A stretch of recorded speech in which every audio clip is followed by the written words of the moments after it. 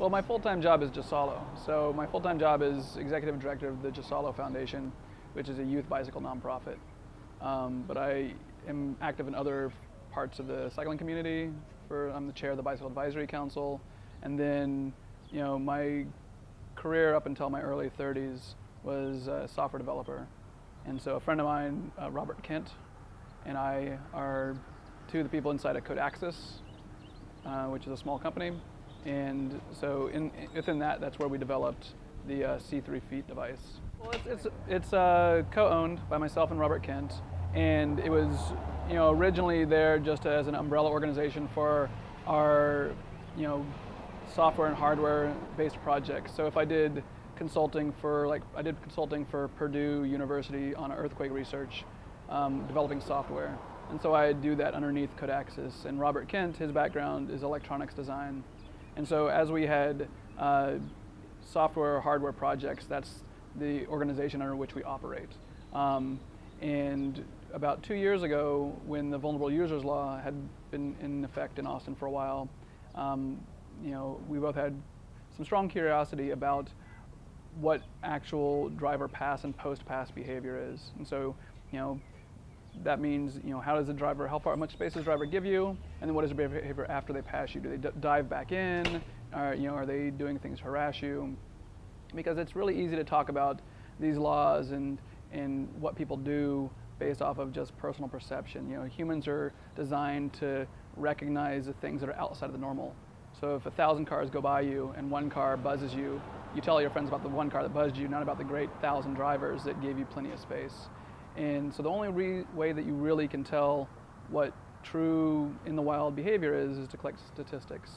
And then statistics in one area doesn't mean it applies everywhere. And so what I mean by that is behavior can change based off of rider position within the lane, as well as the lane configuration. So whether there's a sharrow or not a sharrow, if there's a bike lane, not a bike lane, if it becomes a bike lane and disappears into 2 car lanes where you're in front of traffic that didn't expect you to be there, drivers, what their assumptions are. Originally, the first version was designed purely to be a device where we can collect accurate and accurate data on pass and post-pass behavior across a variety of lane configurations and bicycle positions. So it was just literally collecting data. Yeah, and so it had some of the features that the current version has, but it wasn't designed in a way that allows you to interact with it while you're riding. It was designed for post-processing. So you'd go and collect your data, then come back and review the data and create your statistics.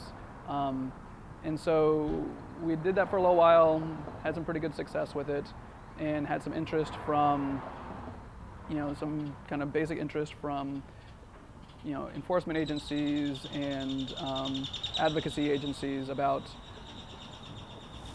if there could be something done for enforcement and education. That's one of the big pushes is, hey, we have this law in the books, but how do we enforce it? There's no device in existence that can do that. So what happens is officers have to be trained about, okay, this feels like 3 feet. And there's a couple issues with that. One is the higher the differential between speeds, the closer it feels. So if somebody passes you 5 miles per hour difference from you, probably feels pretty okay at 2 feet even. Like, that's kind of close, but you don't feel like your life's in danger. But if they're 4 feet away, which is legal, but they pass and they're doing 70 and you're doing 15, you're going to feel like you almost got killed. And so as the speed differential changes, your perception of how close it is changes as well. And then independent of the accuracy, there's defensibility in court.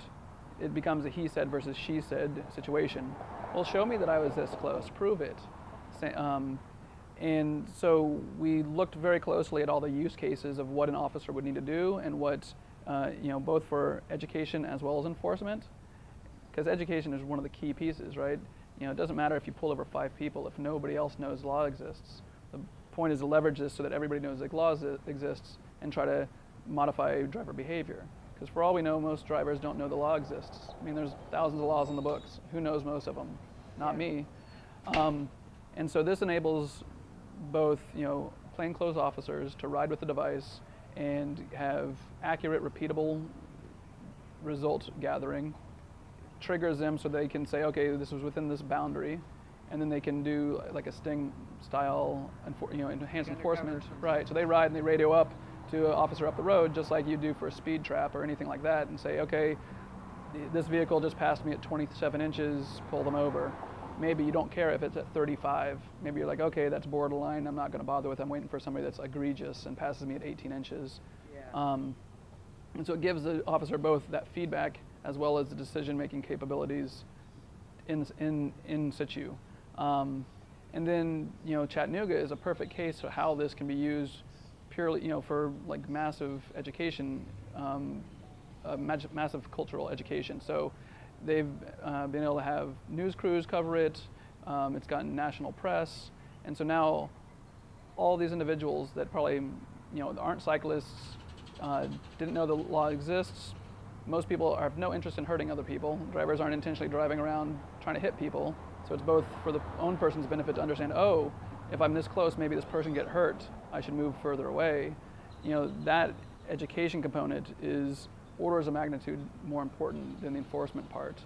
And so they've really, really leveraged the education component with local media.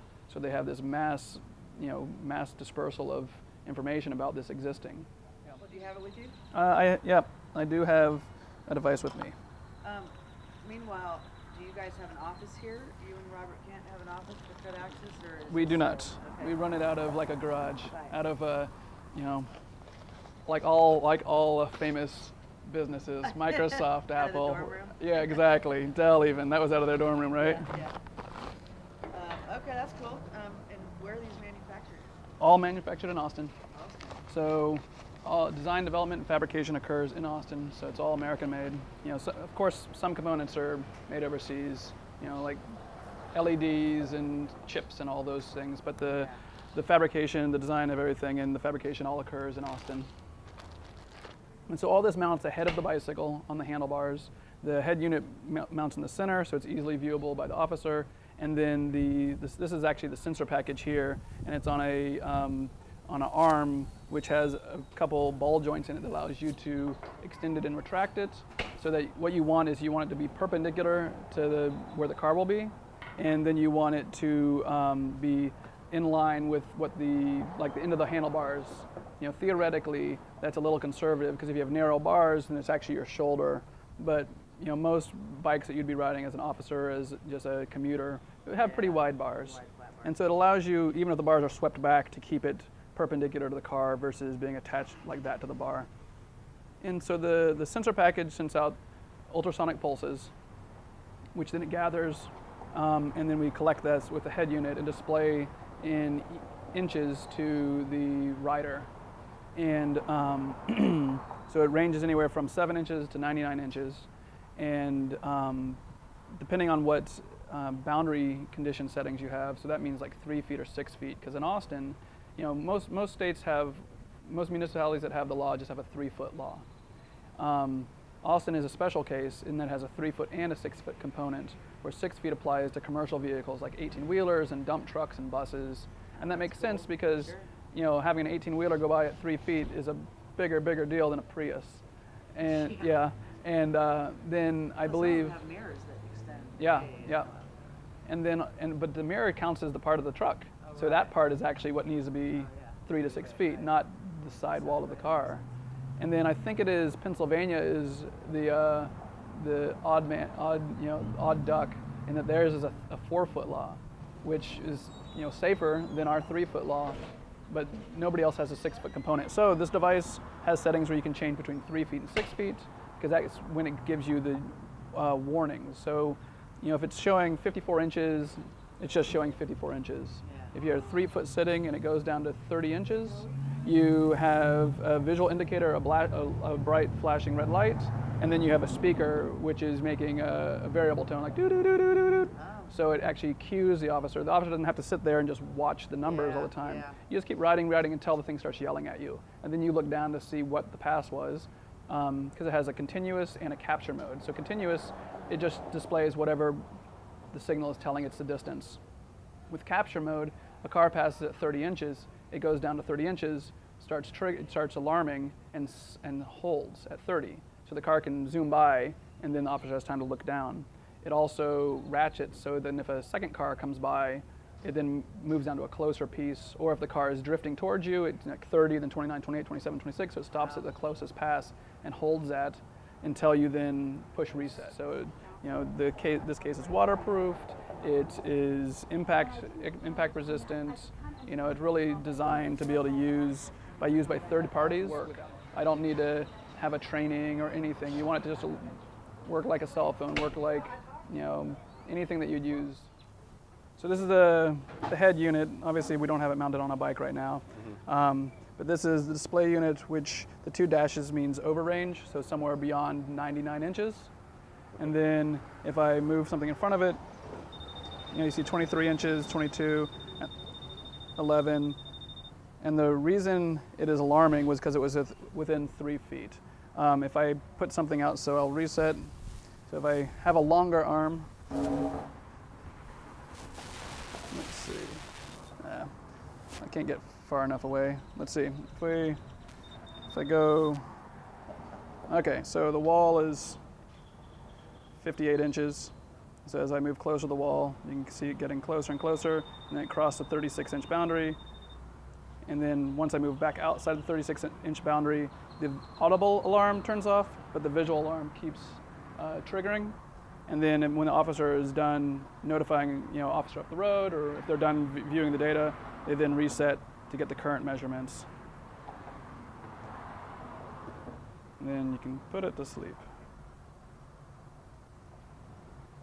So the goal is to make this, the goal is for this to be very simple. So it's really complex inside, but it's very simple for a user to use it.